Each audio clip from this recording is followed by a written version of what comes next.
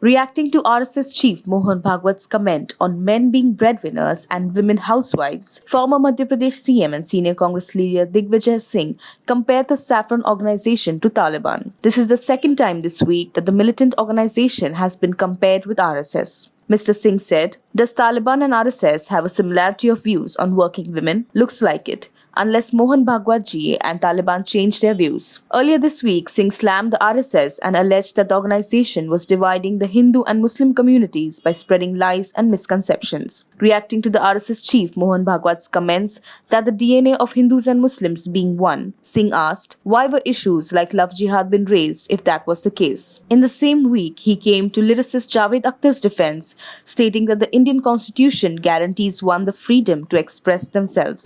Abhishek Banerjee, the TMC General Secretary, will hold a rally in Tripura on September 15. This will be the first big rally by the party in the state and will be held in Agartala, with TMC focused on making inroads into the state. Banerjee has already visited Tripura twice in the last 2 months. A BJP MLA is also expected to switch sides to TMC during the rally. Banerjee might also do a padyatra during the day. Banerjee earlier went to Tripura to stand by workers of IPAC and again to stand in solidarity with TMC leaders who were arrested. An FIR was lodged against Banerjee too. The new joinee in the TMC, Sushmita Dev, is also camping in Tripura for the last 10 days.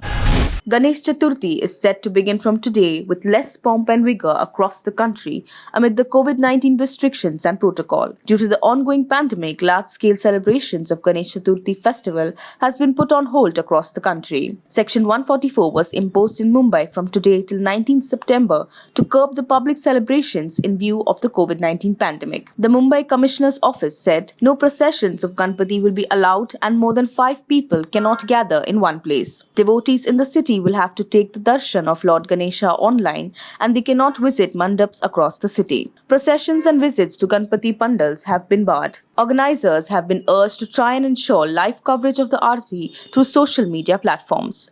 Only those fully vaccinated against the COVID-19 will be allowed to volunteer in the pandals, officials said. The curbs have been imposed amid a resurgence in the number of new cases in the city on Wednesday. The figure crossed over 500 for the first time since July 15.